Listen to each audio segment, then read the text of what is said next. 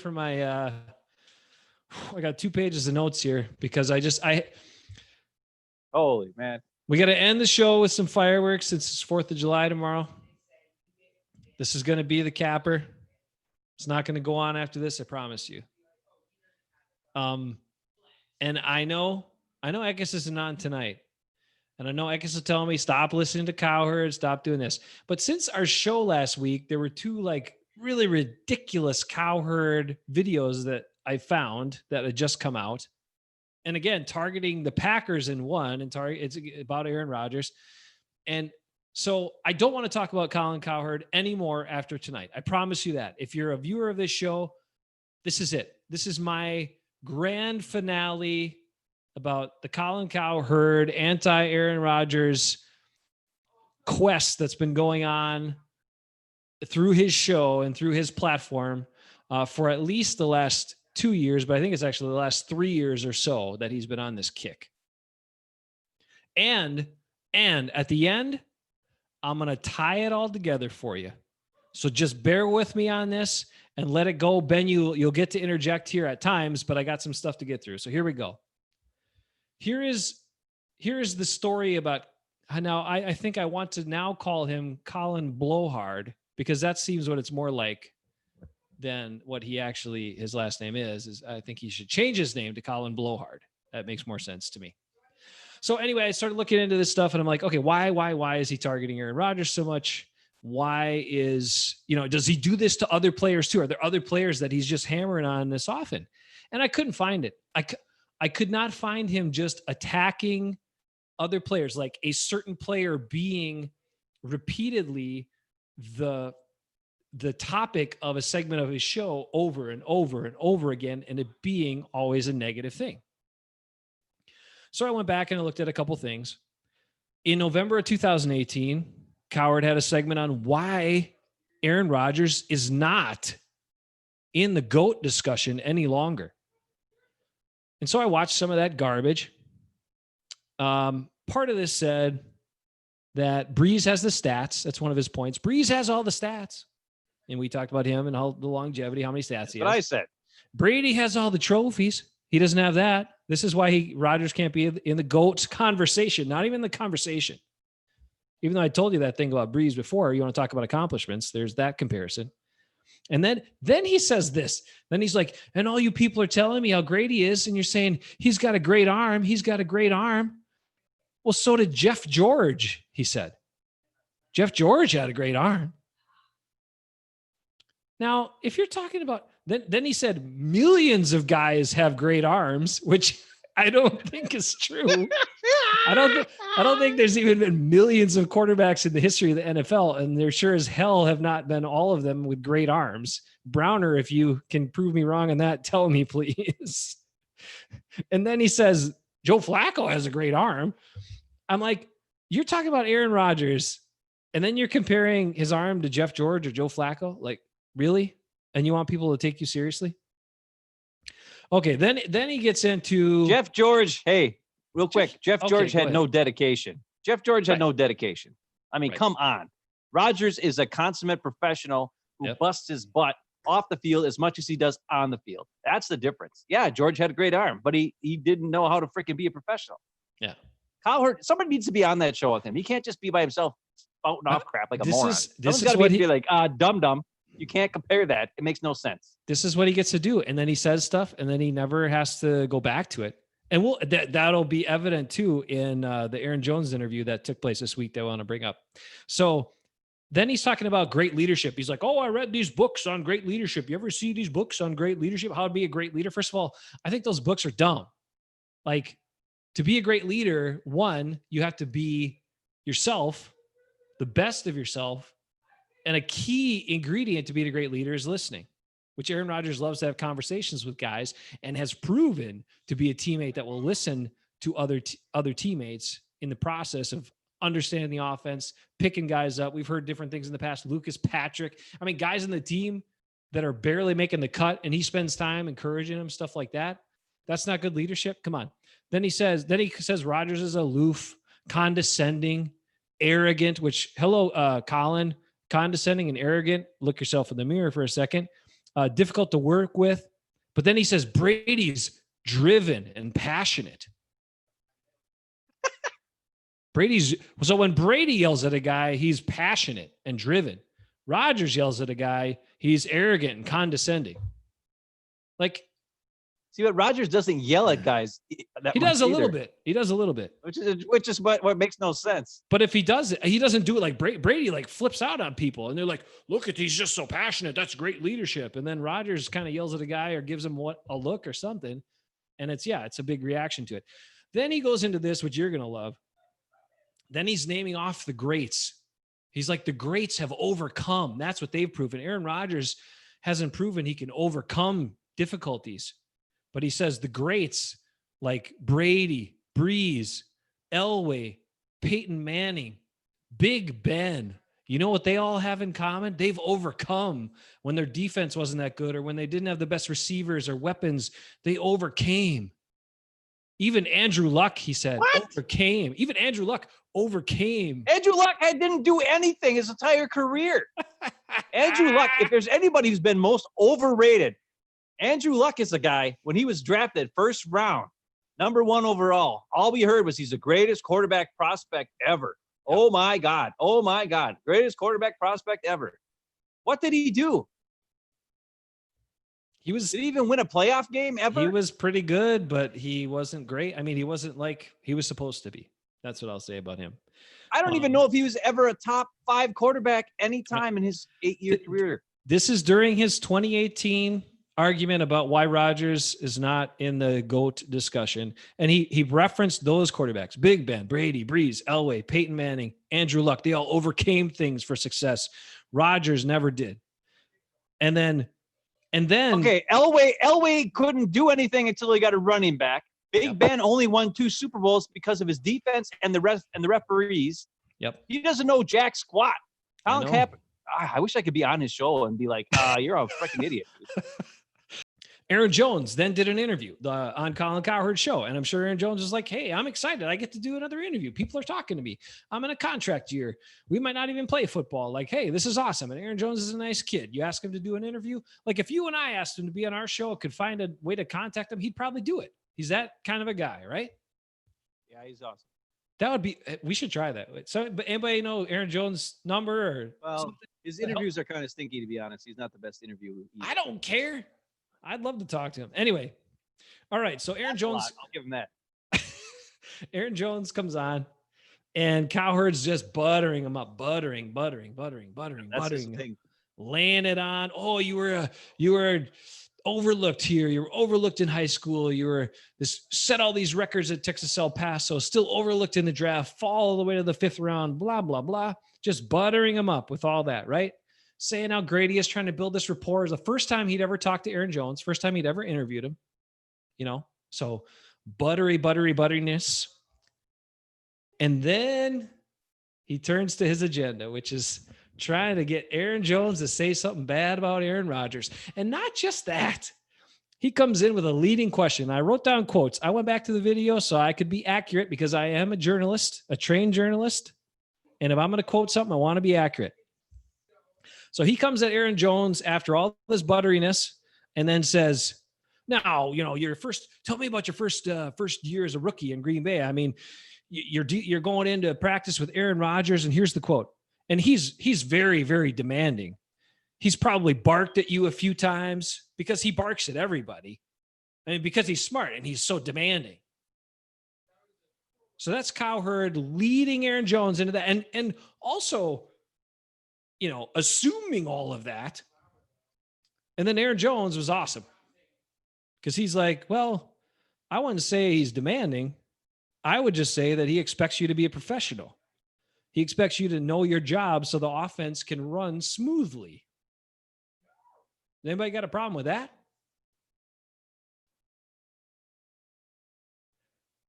And then the stupid part, then Cowherd immediately shifts gears because he don't like that answer, right? That's not the answer he's looking for. So he shifts gears right away, and he's like talking to Aaron Jones. Well, when did you know, guys coming in as a 5th rounder, when did you know you could make it in the NFL? So then Aaron Jones talks about how Devontae Adams in camp came up to him and was like, hey, you're my dark horse out of all these backs in camp to make the team and get the job. And Aaron Jones talked about how that meant so much to him because, here's Devontae Adams, a superstar wide receiver in the league, comes up to a rookie. And at the time, the Packers had 3 rookie running backs. And he tells him early on in camp, you're my guy. I think you're going to do it. And then he said he also got a big boost when his first game action in week 4 against the Chicago Bears, he comes in the huddle for the first time in game action. So Jones stepped in the huddle, and Rodgers told him, I'm one of your biggest fans in the organization. You have your opportunity now, so make the most of it. And he said, he told me that, A-Rod told me that, and I just ran with it. I took those words and I just ran with it. So, from a guy who's called this player aloof, condescending, arrogant, difficult to work with, a bad leader, right? Here's that. Sounds like pretty good leadership to me. But he gets that answer, and he doesn't respond to it in any way, shape, or form. Any reasonable human being, even if that's what you thought about the guy before, you might have been like, I didn't think that about him before, but that's interesting or something. But no, he completely disregards that answer and instead goes to, well, how are you staying in shape during this quarantine time? What are you doing to work out and stay in shape right now? This guy is unbelievable in the way he targets and attacks Aaron Rodgers. If I was not a Packer fan and not a Rodgers fan, I would still have a hard time digesting this and stomaching it because, if he was doing this to, I don't know, Drew Brees, I'm kind of a fan of Drew Brees, but not a huge fan. But I would be like, why? What is this all about? I don't get it. At the same time, Cowherd has had the following list of guys on his show with differing opinions, and he does the same things when they say stuff in favor of Aaron Rodgers. He blows past it and then moves on to something else. Brandon Marshall has gone on and said how the Packers have wasted Rodgers' career. Doug Gottlieb, who's a smart dude. That guy gets it. Same thing with him. Chris Sims, Bucky Brooks, who doesn't like Aaron Rodgers and still could not agree with Cowherd on stuff about Aaron Rodgers. All right. Then it gets to probably the most egregious. But this also brings me back. Let's put a nice bow on this whole thing. So hang in there with me, okay? Hopefully you're not fatigued yet. As a side note from our conversation before, Eric says that Brady doesn't care about rules. Is that part of being a great leader? He asked that question. I don't know. Maybe you're right. Sometimes you need to not obey the rules to be a good leader. True. All right. Some more blowhard for you. Here it is. So he did a video from last week where he was talking about the top 5 arm talents in the NFL. His list of top 5 arm talents in the NFL. But before he did that, he starts out the video with this arrogant display of his own ego and just disgusting, vomitous stuff that I just wanted to punch my screen. If I was close to him, I probably would have slapped him. Because this is what he does. He comes out and he says, he talked about the Browns. First talked about the Browns quick. Then he went to his 5 top arm talents, or top 5 top arm talents. Sorry. So he says, he starts to talk about the Browns fans and other fans. And he's like, you're all fanboys. And then here's Uncle Colin, the grown-up who comes in without any emotion, without all the emotion. And I tell you what's going to happen. And you fight and you yell and you scream and he goes like that. And I'm always right, he says. I'm always right, the blowhard, which will bring us back at the end. That's what this is all about. This whole attack on Aaron Rodgers in Green Bay, especially Aaron Rodgers, that's what it's all about. Him trying to be right in the end. Okay, So just to show you a little bit more, there's one other video in there that was really disgusting where they were talking about, so he was debating with himself about how Aaron Rodgers has not been underserved by the Packers, which is debatable, fine, whatever. But the whole thing he's talking about the whole time is downplaying the city of Green Bay and the history of the Packers. It's an insult. The whole time he talks about how if you were going to make a franchise right now, you'd never pick Green Bay. You'd never pick a town of 104,000 people in the cold and the whatever, all this. This guy doesn't understand the heart of Packers fans. He doesn't understand the heart of Wisconsin people, for crying out loud. And there's no way he could, because he's a pompous ass. But Green Bay is one of the most supportive. Like, how can you look at what's happened with the Packers over the history of the years? When they struggled through things, the area, the citizens stepped up, community-owned team, right?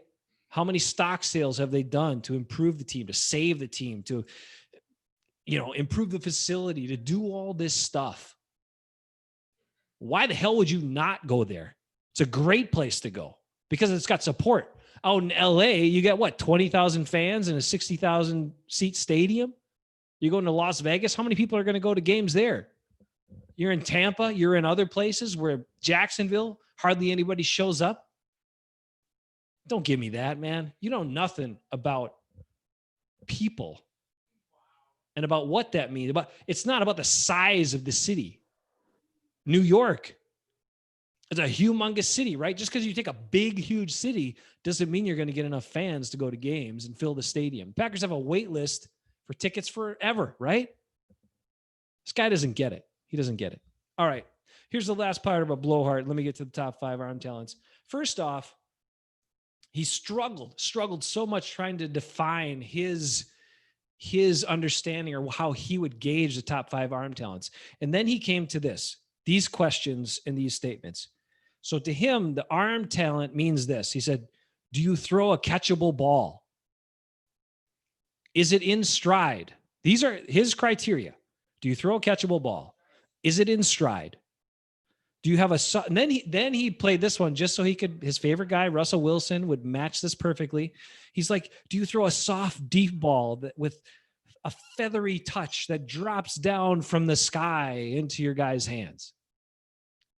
Now, on that, I want to make a side point, because if you have ever tried to catch a football, and if you talk to most receivers, they don't like it when the ball's hanging in the air forever.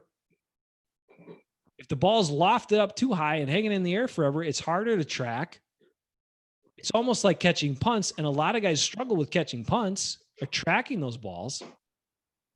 Like, you want a trajectory to it, yes, but you also want it to get to the guy in time so he can get his hands on it and do something with it. So that's not necessarily the best deep ball, the way to throw a deep ball the way Russell Wilson throws it, but it works for him, whatever. Okay, that was my rant, my little side rant on that. Do you throw a catchable ball? Is it in stride, soft deep ball, good deep ball, we'll call it? Do you throw a ball a really important note he put here as well. Do you throw a ball so you don't set your receiver up to get smoked? And then do you throw a tight spiral that can cut through elements? And then he referenced Peyton Manning as being a good dome quarterback, but not being good outside because he never threw a tight spiral. Okay, so those are his criteria on arm talent. Sounds like he just was describing Aaron Rodgers. Doesn't it?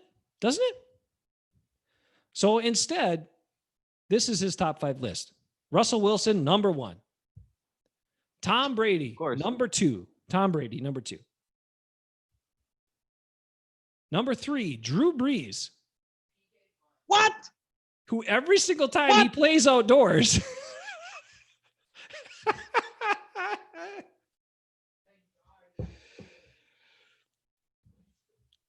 Every time and right before that, he even made the reference to Peyton Manning struggling when he played outdoors versus in a dome. Yet he puts Drew Brees, number 3 on his list, who is exactly the same in that regard. Number 4, Kyler Murray. Now, I will profess I have not watched enough Kyler Murray in one NFL season to tell you if he fits all these categories very well. And number 5, Jared Goff. What? So, do you throw a catchable ball? Is it in stride? Is it a good soft deep ball? Do you throw a ball so your receiver doesn't get smoked? With Aaron Rodgers is the best at that in the history of the league because he purposely did it. He would purposely throw the ball low or throw the ball to his side so his guys wouldn't get crushed. He's done that his whole career. And do you throw a tight spiral that cuts through the elements? What the hell kind of elements you think you got in Green Bay, dude? And in Chicago, where you got to play every year too. And somehow Aaron Rodgers doesn't make the list, but it's Wilson, Brady, Drew Brees, Kyler Murray, and Jared Goff are Colin Blowhard's top 5 arm talents in the NFL. Not a single one of them should be on the list. I got to be honest. Maybe Tom Brady. Based on his catchable in stride most of the time. Deep ball, he's not great, but okay. He's pretty good at not getting his guys destroyed. And he throws. So, yeah, I could see Brady on here, sure.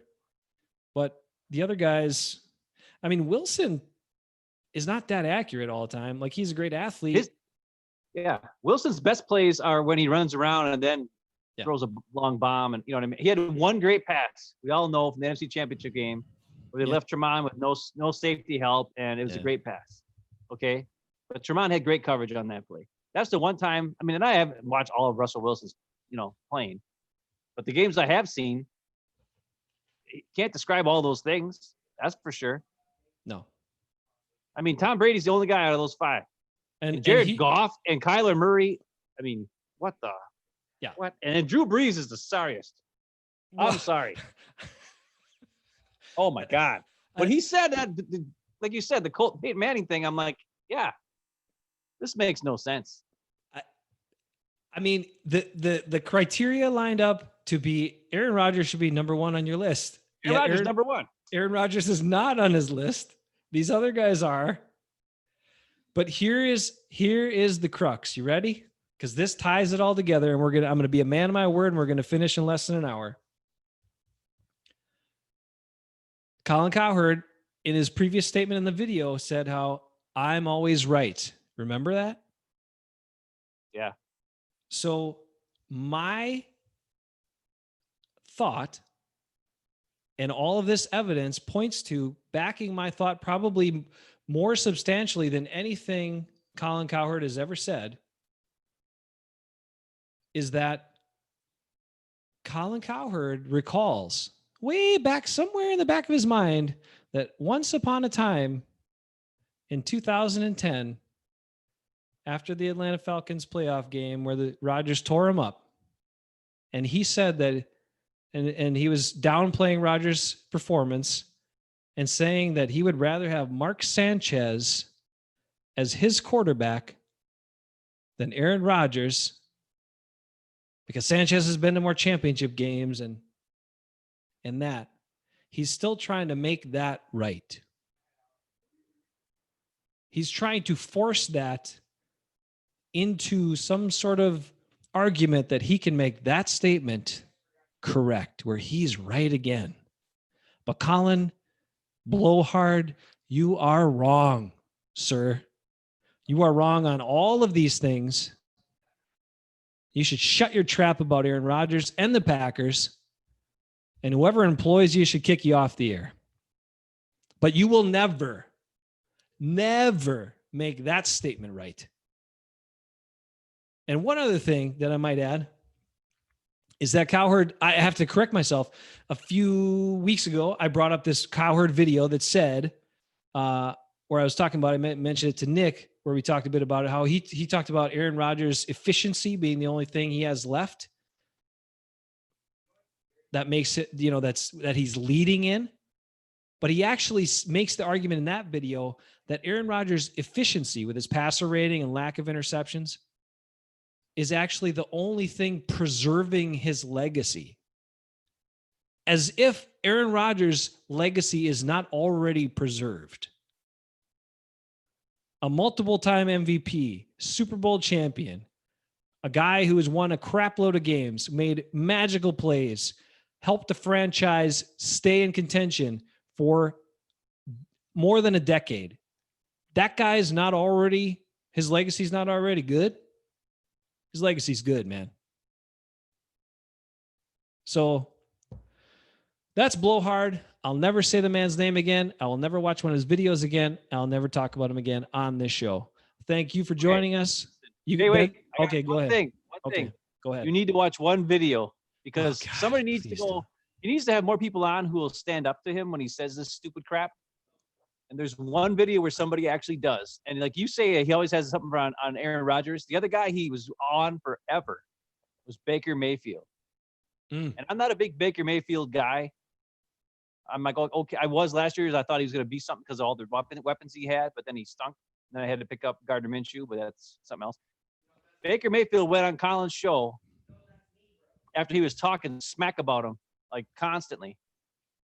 And he just, every time Colin said something, Baker just shot his ass down, shot him down. He's like, oh, really? Maybe if you did your research and you knew that this is the reason why that happened. Or maybe this happened. Or did you see the other 3 times when I scored touchdowns and I celebrated with my teammates? You know, there's stuff like that. And you watch this video of when Baker was on there with Colin and he just ripped the crap out of Colin. It made him, and Colin didn't know what to do. He didn't know what to do. And since then, he hasn't talked smack about Baker Mayfield. So maybe Rodgers needs to go on Colin's show and with the whole, like, he knows Rodgers remembers everything. Oh, man. Go on there and just shoot him down over and over. Just go out there and shoot him down. Just go on. That's what I want to see. I want to see Rodgers on Colin's show nailing him with every single stupid thing he says. That would be awesome. That would be, but I guarantee you, Cowherd